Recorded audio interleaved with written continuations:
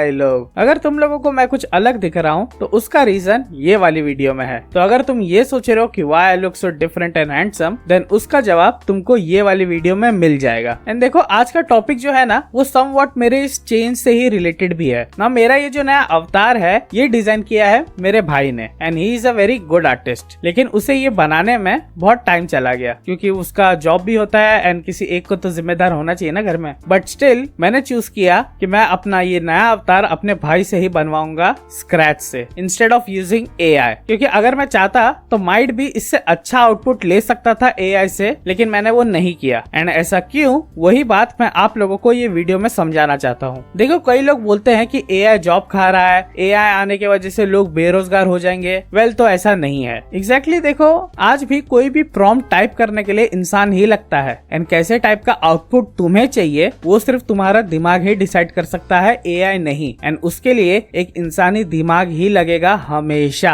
Unless and until उसका भी कुछ सोल्यूशन ना ढूंढ ले ये डेवलपर्स, कोडर्स या आईटी गाइज वाले लोग आने वाले सालों में। एंड ना ही मैंने किसी की जॉब जाते हुए देखी है अभी तक एआई से। लेकिन एक चीज जो एआई ने बहुत गलत की है इज व्हाट आई बिलीव कि एआई का इंटीग्रेशन आर्ट में नहीं करना चाहिए था, या फिर इतना जल्दी नहीं करना चाहिए था। क्योंकि बिलीव मी और नॉट, एआई ने आर्ट को हार्म नहीं किया होगा माइट भी, लेकिन लोगों के अंदर जो अप्रिशिएशन है ना आर्ट को लेके उसको जरूर मार दिया है ऑलमोस्ट पूरी तरह से। एंड वो कैसे मैं अभी बताता हूँ। नाउ अभी इस बात पे गौर करो तुम लोग, क्यों ऐसा है कि मोनालिसा की पेंटिंग जो लियोनार्डो डा विंची ने बनाई थी, क्यों उसे इतना प्रिजर्व करके रखा है एंड क्यों उसे इतनी बड़ी पेंटिंग मानते हैं इन ह्यूमन हिस्ट्री? क्या वो बहुत एक्यूरेट इमेज है ऑफ अ लेडी इसलिए? वेल हाँ, लेकिन क्या वही चीज उसके यूनिक फैक्टर को डिफाइन करती है? या कोई भी आर्ट को जो चीज यूनिक बनाती है क्या वो बस उसका प्रॉपर एग्जीक्यूशन होता है जो उसको यूनिक बनाता है? वेल समवॉट यस, वो फैक्टर कुछ हद तक यूनिक बनाता है एक आर्ट को, लेकिन मेरी नजर में जो चीज एक आर्ट को बहुत यूनिक बनाती है वो है उसे देखने वाली ऑडियंस। एंड वो कैसे मैं अभी बताता हूँ। फॉर एग्जाम्पल कांतारा चैप्टर 1 को ले लो।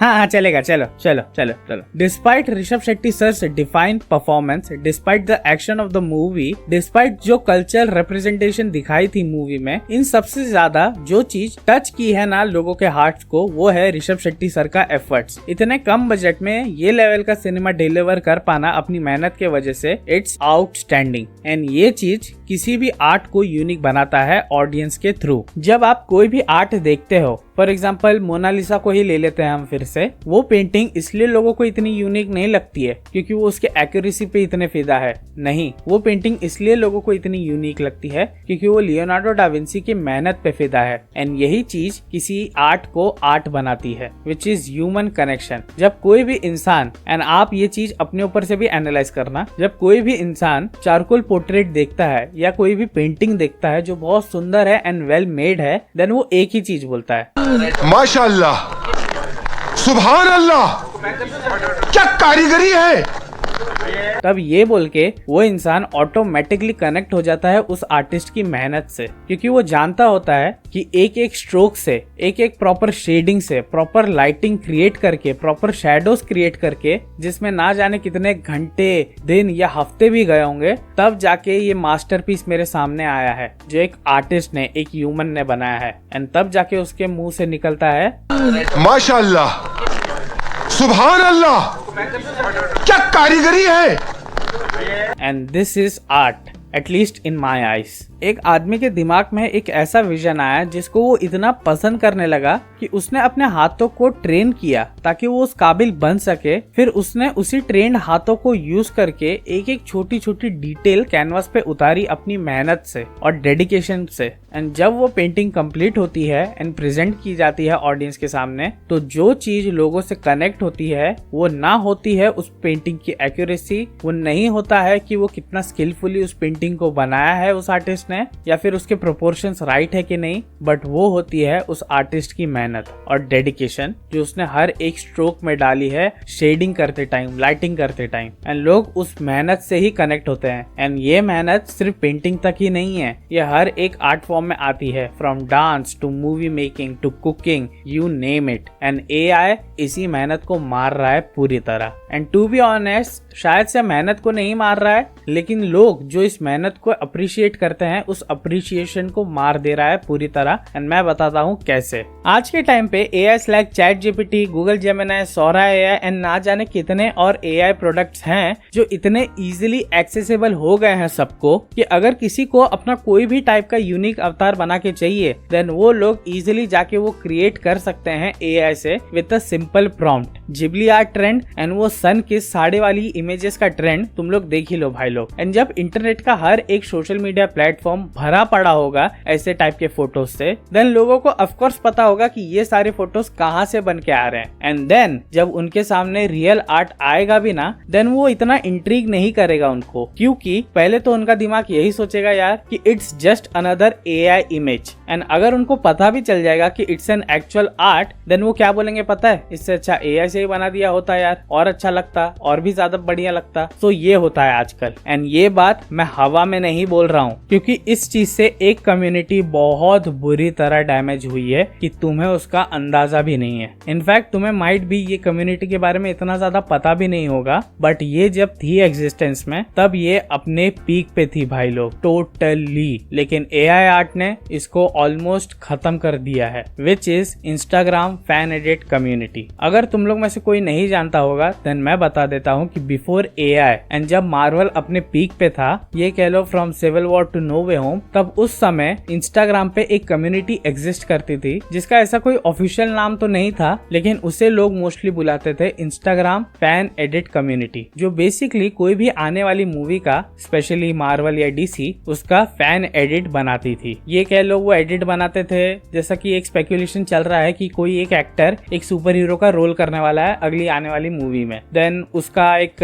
एडिट बना के डाल दिया। या फिर समझो कि आने वाली मूवी में एक ऐसा सीन होगा, ऐसा स्पेकुलेशन या रूमर चल रहा है, देन वो सीन क्रिएट करके उसका एडिट बना के डाल दिया। या जो एक्टर ये चाहते हैं प्ले करे उस सुपर हीरो को, उसका एडिट बना के डाल दिया। एंड लोगों को ये सब देखने में बहुत पसंद आ रहा था। एंड ये कम्युनिटी थ्राइव कर रही थी इंस्टाग्राम पे बहुत ज्यादा। एंड जैसा कि मैंने कहा, लोग भी बहुत ज्यादा इनके आर्ट को एंड इनकी मेहनत को अप्रिशिएट कर रहे थे। Boss Logic, Brett Edit, Spider Monkey, Ultra Rod 26, venomology and many more, ये सब बस कुछ उन चुनिंदा आर्टिस्टों के नाम है जो इस कम्युनिटी में टॉप पे थे। एंड इनके अलावा और भी बहुत से आर्टिस्ट थे जो सेम चीज कर रहे थे एंड उन्होंने फॉलोइंग और पैसा दोनों बना लिया था इससे। लेकिन फिर आया AI and you can guess the rest. जहाँ ये आर्टिस्ट अपना दिन रात एक करके एक आउटपुट बनाते थे, उस पे अपनी पूरी जान डाल देते थे, अभी वही काम उनकी ऑडियंस भी कर सकती थी विद इन मिनट्स। एंड जो रिजल्ट वो देखना चाहती थी उसके साथ वही रिजल्ट मिलेगा भी उनको। एंड ये भी मेन प्रॉब्लम नहीं थी इस चीज की, इस कम्युनिटी के लिए मेन प्रॉब्लम ये थी कि साला जिसने जिंदगी में कभी ब्रश नहीं उठाया था, ब्रश पकड़ा भी नहीं होगा, वो अपना इंस्टाग्राम पे ये पेज चालू कर रहा था, ये नाम रखे राकेश अ सनातनी AI आर्टिस्ट। एंड ऐसे टाइप के पेजेस इतना ज्यादा बढ़ गए इंस्टाग्राम पे कि स्टार्टिंग में तो लोगों को वो बहुत अच्छा लग रहा था देखने को, लेकिन फिर इनका सैचुरेशन इतना बढ़ गया उनकी फीड में कि लोग फिर कंटालने लगे इन AI जनरेटेड इमेजेस से। एंड इससे हुआ क्या, उनके दिमाग से एंड मन से रियल आर्ट और एडिट पूरी तरह से हट गए। एंड मार्वल की मूवीज भी डिटीरिएट होना स्टार्ट हो गई थी बहुत रैपिड पेस से। एंड इन दोनों चीज का रिजल्ट क्या निकला, वो ये निकला कि ये इंस्टाग्राम फैन एडिट कम्युनिटी पूरी तरह से मर गई भाई लोग। एंड इस चीज का बैकलैश इतना बड़ा था कि एक साइट है आर्ट स्टेशन करके, जिन्हें नहीं पता है तो मैं बता दूं कि आर्ट स्टेशन बेसिकली आर्टिस्टों का लिंक्डइन कम इंस्टाग्राम है। अगर किसी भी आर्टिस्ट को अपना पोर्टफोलियो बनाना होता है फ्री में तो वो इस साइट पे अपना सारा काम डालता है। एंड यहाँ से वो मोस्टली जॉब्स भी ढूंढता है। एंड यहाँ हर एक टाइप का आर्टिस्ट होता है, फ्रॉम ट्रेडिशनल आर्टिस्ट जो स्केचिंग और पेंटिंग करते हैं टू VFX आर्टिस्ट जो 3D मॉडलिंग एंड टेक्सचरिंग करते हैं। एंड वहाँ एक मुहिम चली थी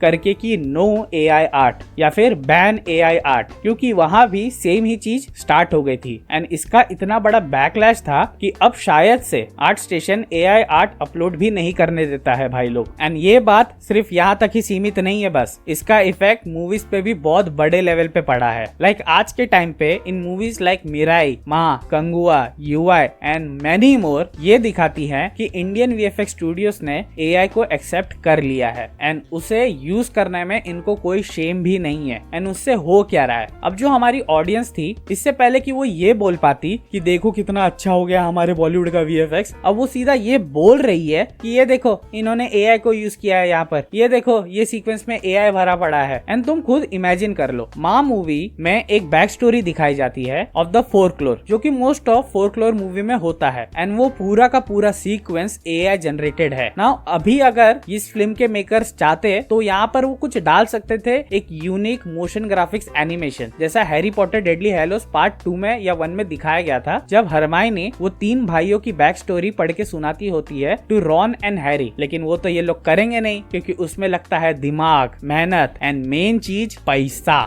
एंड हम सब जानते हैं कि एग्जीक्यूशन के बारे में इन बॉलीवुड, कि अगर बॉलीवुड के सामने एक अच्छा खासा खाना रखा गया होगा 500 रुपए का, एंड ठीक उसी के बाजू में गू रखा गया होगा फ्री का, तो ये क्या करेंगे, ला रे बाबा फ्री ला।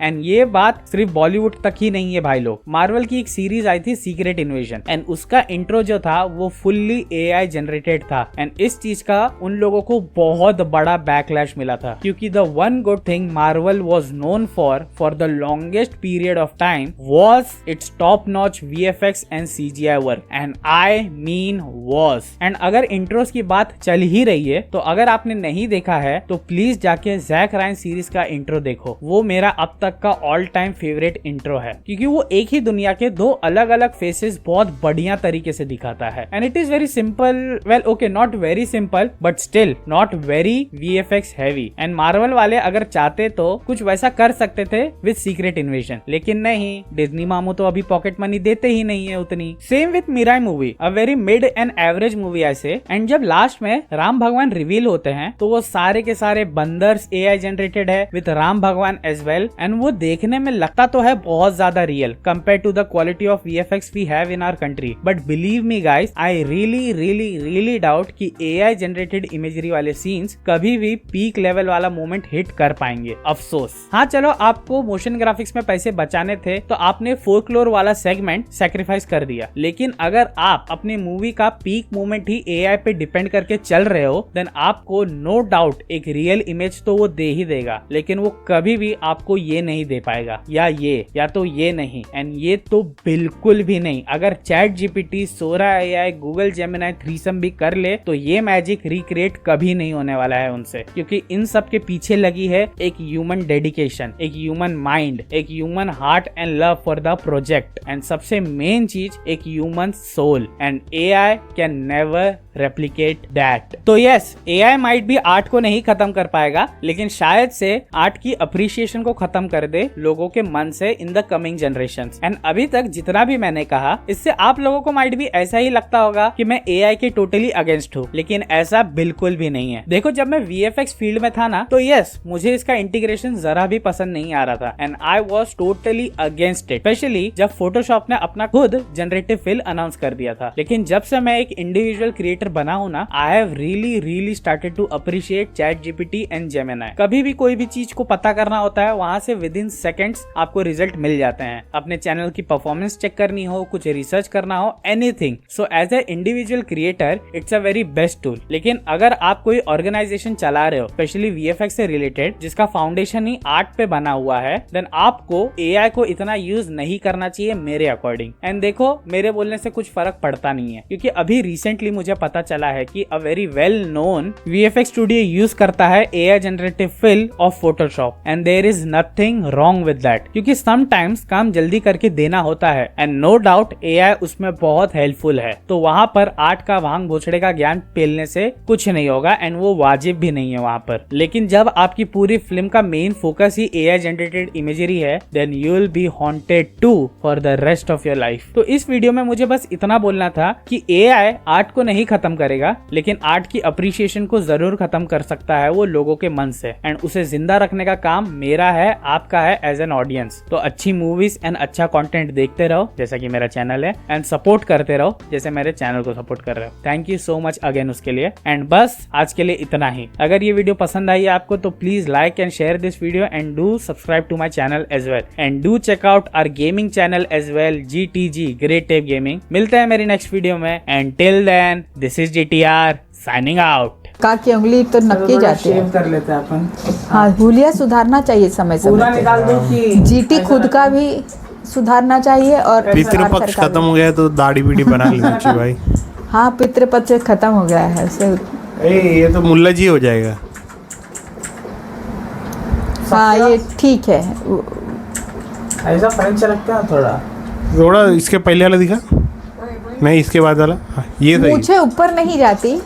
मुझे जाती हो with this much amount of money and जिसका सबसे सूटेबल लगता है डायरेक्टर को या प्रोड्यूसर को बिड, वो प्रोजेक्ट उसको दे देते हैं। एंड यहाँ से ही मेन प्रॉब्लम स्टार्ट हो जाती है भाई लोग, क्योंकि तब वीएफएक्स का काम चले जाता है उन झाटू चूतिया वीएफएक्स स्टूडियोज के पास जो सिर्फ थूक पट्टी का काम करना जानते हैं पूरी तरह। ये अपने क्लाइंट को बोल तो देते हैं कि हम आपको इतने टाइम में आपको फाइनल आउटपुट दे देंगे विथ डिजायर्ड रिजल्ट, लेकिन इन रियलिटी ये हमेशा डेडलाइन के आगे ही